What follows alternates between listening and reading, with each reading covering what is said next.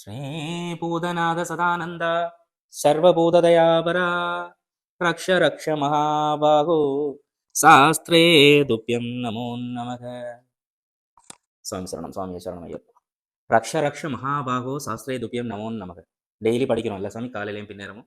ரக்ஷ ரக்ஷன்னு சொன்னால் என்ன அர்த்தம்னு தெரிஞ்சா சாமி படிக்கிறோம். ரக்ஷ ரக்ஷ ஏதோ மந்திரம் படிச்சுட்டு போய்கிட்டே இருக்கும். ரக்ஷ ரக்ஷ காத்து ரட்சிங்க பகவானே, காத்து ரட்சிங்க பகவானேன்னு சொல்லி அதைத்தான் டெய்லி நம்ம மந்திரமா சொல்லிக்கிட்டு இருக்கோம் சாமி. அதை யார் உணர்ந்து சொல்றீங்க சாமி? சொல்லிய பாட்டின் பொருள் உணர்ந்து சொல்லுவார், அப்படித்தான் சொல்லியிருக்கு சாமி. அப்போ என்னத்தை நம்ம சொல்ற மாதிரி இருந்தாலும் அதோட பொருளை உணர்ந்து சொல்லணும் சாமி. அப்பதான் அதுக்கான பலன் கிடைக்கும். ரக்ஷ ரக்ஷன்னு சொல்லிட்டு வந்துகிட்டே இருக்கும். இன்னைக்கு என்னாச்சு? இலங்கை தாய் திரு நாடே அழிஞ்சு போச்சு. ஐயப்பா, எவ்வளவு உயிர்கள்! மனித உயிர்கள் மட்டுமே இல்லை, ஓரறிவுல இருந்து ஆறறிவு வரைக்கும் எத்தனை உயிர்கள், எத்தனை ஜீவன்கள் இறைபாதம் அடைஞ்சிருச்சு. அதெல்லாம் புண்ணியம் செஞ்ச ஆத்மாக்கள் சாமி. இந்த பூலோகத்தில் இருக்கிற நாம தான் பாவம் செஞ்சவங்க. சீக்கிரமா போற ஆத்மா எல்லாமே புண்ணியம் செஞ்ச ஆத்மா சாமி. அந்த இறைவன் தங்களை அடிக்கி எல்லாரையும் எடுத்துட்டாங்க. இன்னைக்கு திருக்கார்த்திகை விளக்கெடு சாமி. இன்னைக்கு நம்ம வீட்டுல ஒரே ஒரு தீபமாச்சும் திருக்கார்த்திகை விளக்கெடு நீங்க கொண்டாடுறீங்களோ இல்லையோ, இந்த இன்னுயிர் வைத்த ஆன்மாக்களை நினைச்சு, ஜோதி ஸ்வரூபனான அந்த ஐயப்ப சுவாமியை நினைச்சு ஒரே ஒரு ஜோதி, ஒரே ஒரு தீபம் இன்னைக்கு வீட்டுல ஏத்துங்க சாமி. அந்த தீபம் அந்த சரணடைஞ்ச ஆன்மாக்கள் எல்லாத்துக்கும் போற பாதையில ஒரு தீப ஒளியா இருக்கட்டும் சாமி.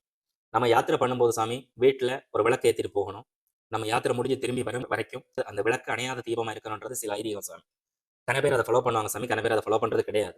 அந்த தீபத்தோட மகத்துவம், அந்த தீபம் ஏற்றுறதுக்கான காரணம் என்னன்னு கேட்டா, நாம போற பாதைக்கு அந்த தீபம் தான் ஒளியா நிற்கும் சாமி. அது என்ன நைட்ல தான் நம்ம போறது இல்லையே, டோச்சை பிடிச்சிட்டு தானே போறோம், அந்த மாதிரி விதண்டாதான் பேசாதீங்க சாமி. நம்ம போற பாதைக்கான ஒளி, அந்த நம்ம போற பாதத்துக்கான தீபம், நம்ம போறதுக்கான வழியை காட்டுறது அந்த வீட்டுல ஏற்றி வச்சிருக்க தீபமும் தான் சாமி. அப்படி இருக்கும்போது இன்றைக்கு திருக்கார்த்திகை விளக்கேடு நிறைஞ்ச பௌர்ணமி. இண்டையோட இந்த நாட்டில் இருக்கிற நிறைய தொல்லைகள் எல்லாம் கழுவிக்கிட்டு போயிடுச்சுன்னு சொல்லி ஒரு விதமா நினைச்சுக்கிட்டு, இண்டையில இருந்தாவது இருக்கிற ஆன்மாக்களாவது சரணடைஞ்ச ஆன்மாக்களை நினைச்சு மனமுருகி பிரார்த்தனை பண்ணி அவங்களுக்காக ஒரு ஜோதி, அவங்களுக்காக ஒரு தீபத்தை ஏற்றி அவங்க போற பாதைக்கு நம்ம வழிவகுக்கணும்னு சொல்லி கேட்டுக்கிறேன் சாமி.